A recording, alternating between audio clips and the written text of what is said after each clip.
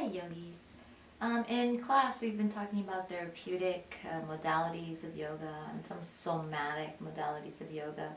I'm going to read a little bit today out of this book. It's called Yoga Adjustments by Mark Stevens. It's a wonderful book. And when you have already done your 200-hour training and you want to get into more physical adjustments with people, it's a great book to have as a guide. But in the beginning of it, he's talking a little bit about yoga, and I'd like to share that with you. Much of the somatic field is concerned with emotional trauma and related therapies. Much of the contemporary yoga scenes eschews such work in favor of yoga as glorified or romanticized exercise. Yet yoga originated as, and has always had its principal focus, a practice of self-transformation into clearer awareness or spiritual being. What for some promises transcendence beyond mortal being. In the Sutras of Patanjali, this is stated in Chitti Vritti Nirodha, to calm the fluctuations of the mind, that are seen as the sources of ignorance of the reality of one's true being, and thus the proximate cause of existential suffering. While Patanjali's approach to yoga does not involve doing asana practice beyond sitting, he offers a yoga psychology that first describes the condition of the confused mind and then sets a course of action. A yoga technology one can undertake to cultivate a clear and healthy mind. As we have discussed earlier too, Hatha Yoga's elaborated a system of postural practices, breathing techniques, and mudras designed a simpler path to same goals, albeit along a path of fuller integration of breath and body and mind, and with it the blossoming of a clear consciousness as promised by Patanjali. Part of the beauty of yoga asana practice is that each and every different asana highlights tension and other sensation in the body.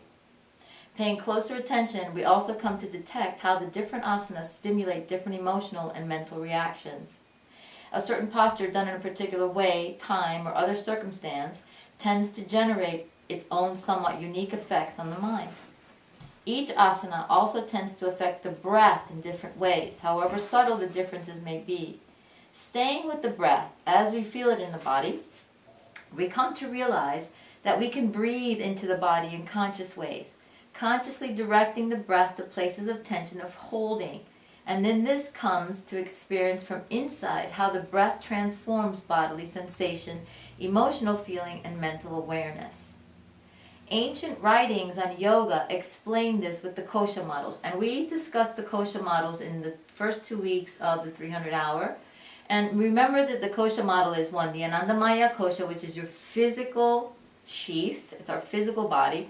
Then we have the Pranamaya kosha, which deals with our emotions, our energy, how much energy we have, how emotional we become. Then we have the Manomaya kosha, which is our mind. The Vinyamaya kosha, which is our wisdom or our intellect. And the Anandamaya kosha, which is bliss, or they actually call it the causal body. The Anandamaya kosha is the sheath that has always been there, that always is, will be there, but it's covered with these other sheaths. So we have to really get through and understand these sheaths. And if you remember in class, I was talking about those little babushka dolls, and you know, here's a big little fat babushka, and then you open it up, and then there's another one inside it, and then there's another one inside that one, and then there's another one inside that one. So think of the kosha model as like peeling the layers of the onion away until we get to finally our true self, that Anandamaya kosha, the causal body. So ancient writings on yoga explain this with the kosha model, in which prana, the life force that we cultivate through the breath, is the mediating force unifying body and mind. Rather than starting from the assumption that the body and mind are somehow separate, here we approach the practice as one as awakening to the existing reality of the body-mind as already whole. Wholeness that we might not think or feel to be whole due to the conditions of the body-mind itself in its inner nature and its in socio-cultural conditioning. In practicing, when we breathe consciously into a part of the body as directed by the tension highlighted in a particular asana, we are creating the opportunity to consciously awaken awareness there. Doing this in each of the 840,000 asanas, the number mentioned in the Pradipika, as a way of saying there is an infinite possibility. We gradually awaken awareness throughout the entirety of our being, awakening and expanding embodied consciousness, even if relatively hidden, dazed, or confused. It's already there. As a yoga teacher, you have the opportunity to guide your students in a way that supports their fullest development of these qualities of awareness. As discussed earlier, many people learn most easily and thereby often more open to the transformative potential and effects of yoga and other awakening practices through touch, thus making touch among the resources you might well tap into your teachings.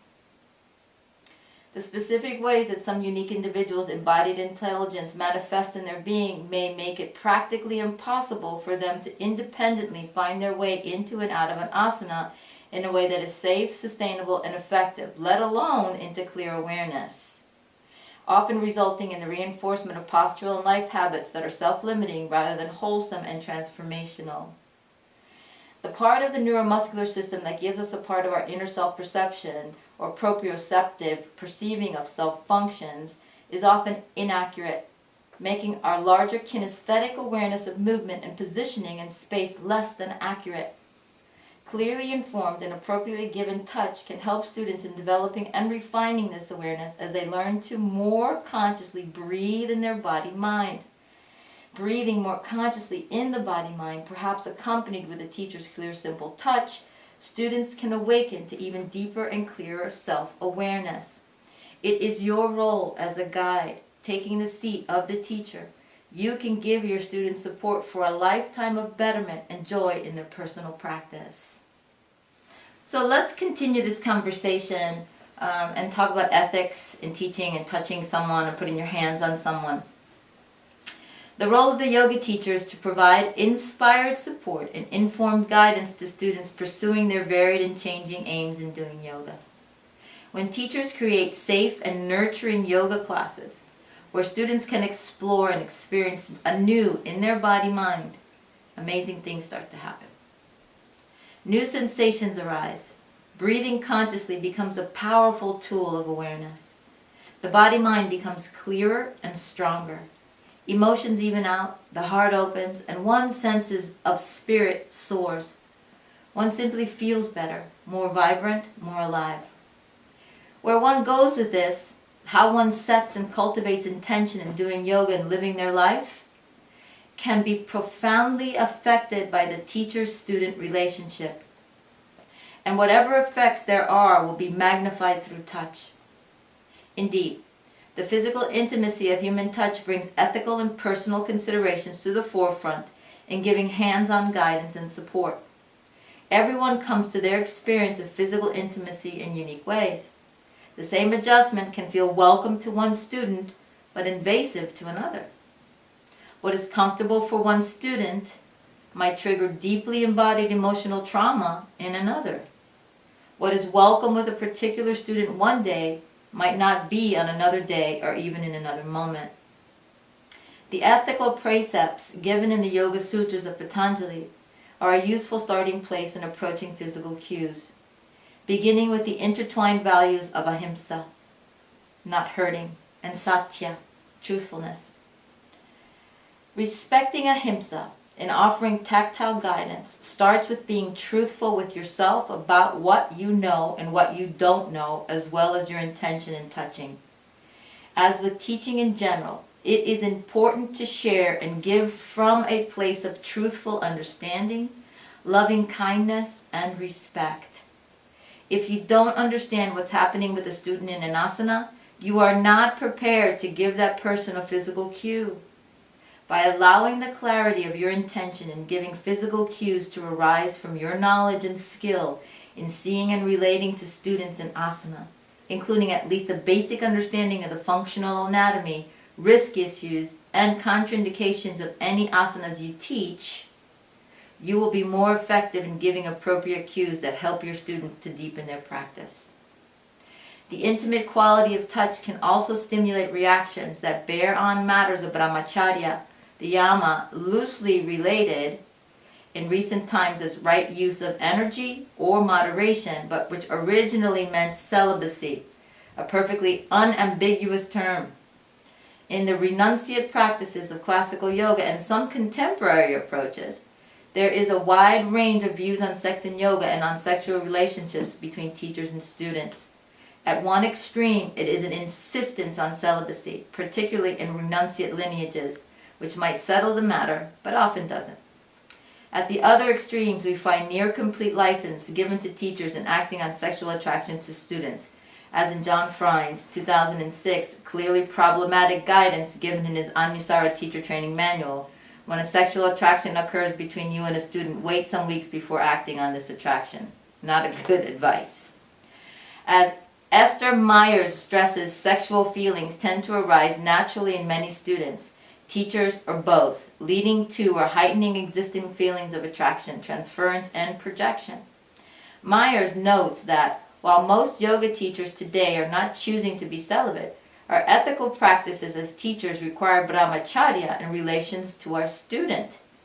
When this attitude is embedded in our intention, we're able to approach any student with clarity expressed through our physical energy that ambiguity conveys compassionate caring, free of any confusion, distraction, or otherwise inappropriate thoughts or feelings. Should such thoughts or feelings arise, let that signify that it is time to step away and re-examine your intention and purpose in working closely with that student. Should you perceive such feelings arising in a student, consider creating more distance between you and the student and give only those adjustments that you are confident are being clearly understood by the student as support for their practice and not an expression of personal interest or desire.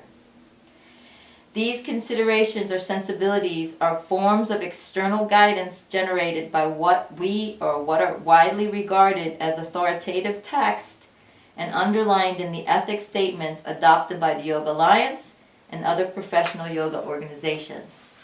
But, as one of my teachers, Donna Farhi, wisely reminds us, in order for ethical standards to find expression in the reality of relationships, they must operate from an internal locus of ethical being that allows one to properly understand the ethics involved in a specific situation.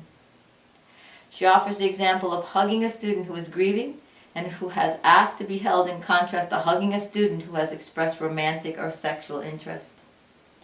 When the internal locus is clear and strong, one knows the right thing to do with reference to external codes, rules, or standards. While the standards are important in creating a community-wide consensus that helps teachers and students alike to better understand and undertake responsibility and acceptable interaction, the fact remains that we are far from having such consensus, and in the end, internal values will tend to override external rules. As noted above, we all experience the touch of others in different ways. It is vitally important to appreciate that many students' relationships to touch is deeply conditioned by trauma, and many of these students are doing yoga as one way of healing and living in greater balance and joy. For some students, any form of touch can feel uncomfortable, invasive, or traumatic, possibly causing repressed feelings from traumatic experiences to resurface. As we will discuss in the next chapter, this underlines the basic principles that all yoga teachers should always ask permission before touching a student. As we revisit these and other ethical questions, it is important to revisit and reflect upon your own experience and practices in giving and receiving touch, so long as you are teaching or practicing yoga. Today we find more and more yoga teachers applying hatha yoga to healing interrelated physical and emotional wounds. This takes on growing importance. In the view of some, touch is absolutely vital in the process of healing and transformation, while for others it is likely to cause pain or trauma. Like the practice of yoga itself, finding and maintaining a balance between giving considerate and appropriate physical guidance and maintaining clear and respectful boundaries is a lifelong process that will evolve just as you evolve in your awareness as a teacher or practitioner. So, these are the things that I have already gone over with you in the 200 hour. But it's also so important to talk about in our 300 hour level because what we're doing to them is we're taking the asana and we're actually using it to heal them. So be mindful, have the conversation with them, always ask them, hey, are you okay today? Do you mind if I adjust you in this position? Can we modify this pose? Can I help you? Maybe they don't want to be helped that day, right? If they're not your individual client and you're going along just in a group setting, you have to be quite mindful of the group collective, right? So always think about your student first and think about the ethical reasonings and all the things that we talk about in yoga and how to approach someone. So if we have any questions about this, make sure that you note it down, and we'll have a nice little sangha about it when I see you again. Namaste.